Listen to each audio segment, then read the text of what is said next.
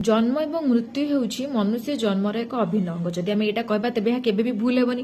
कहा जाए जे मनुष्य निजर कर्म संपन्न करी मृत्यु को प्राप्त हो जाए। किंतु कोन आपण माने केबे भाबिचंती जे मृत्यु परर यात्राटा किपरि होई थाए? हिंदू पुराण अनुसार जेतबेले गोटे व्यक्तिर मृत्यु हो जाए ताहार मृत्यु परर यात्रा माने जमलोकर यात्रा चित्रगुप्तंक लेखा एवं कर्मर हिसाब किताब उपरे निर्भर करे। किंतु तापरे कोन हुए?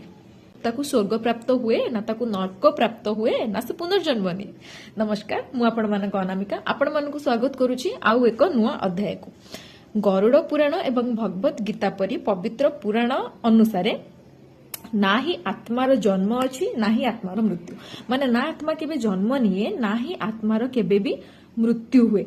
जेतेबेले आम शरीरर मृत्यु हो जाए जेतेबेले आम शरीर मृत्यु हो जाए सेतेबेले आत्मा कौन करे ना आत्मा तार अन्य एक यात्रा रे बाहरी पड़े जोटा को मृत्यु परर यात्रा बोली कहा जाए।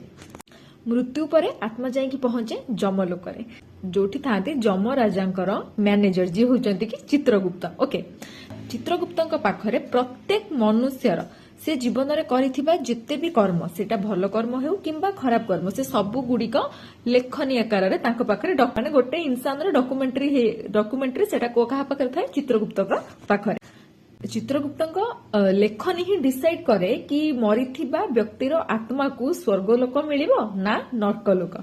जदि कर्म भल थाए तेबे स्वर्गलोकर प्राप्त हुए आउ जदि कर्म खराब थाए तेबे नरकर पीड़ा भोगिबाकू पड़िथाए।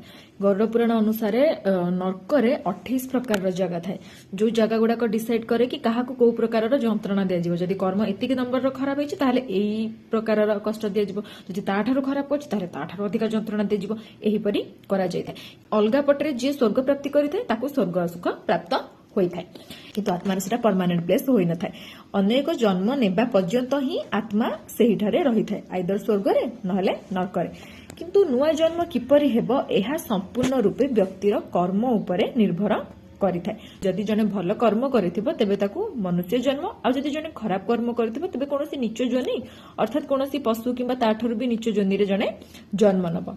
एई जो चक्रव्यूहटा से पर्यंत चली थाए जो पर्यंत गोटे आत्मा तार सबु कर्मर फल न भोगिकी मोक्ष प्राप्ति न करिछि। आपण मन भाबुथि मोक्ष पुनी कोन? मोक्ष प्राप्ति हबार माने कोन? मोक्ष प्राप्तिर मतलब हैला कि जन्म मृत्युर जो चक्रव्यूह चलीछि ता ध्यरु चक्रव्यूह मध्यरु सबुदिन पई आजाद होई जिबा। तेबे इनडायरेक्टली आम कर्म ही डिसाइड करूछि जे हमर भविष्य कोन हेबा। आम कर्म केवल एटा डिसाइड करनी कि आम प्रेजेंट रे केमिति रहिबा। आम कर्म एटा भी डिसाइड करूछि कि हमर फ्यूचरटा भी केमिति हबो। आम कर्म ऊपर ही निर्भर करे कि आम स्वर्ग को जिबा ना मर्त्य को जिबा ना पुनर्जन्म नेबा। सेति पई करथबा कर्म को सबु बेले भाबी विचारी पुनर्बार चिंता करिकि करबा कथा। आजिर भिडियोटी केमिति लागिला कमेंट रे कहबाकू बिल्कुल भी भूलिबेनी। ता सहित मो चैनल को सब्सक्राइब करि नेबे कारण आगो को एपरि बहुत सुंदर सुंदर भिडियो ने मु आपनका पाखो आसी रहिली। नमस्कार।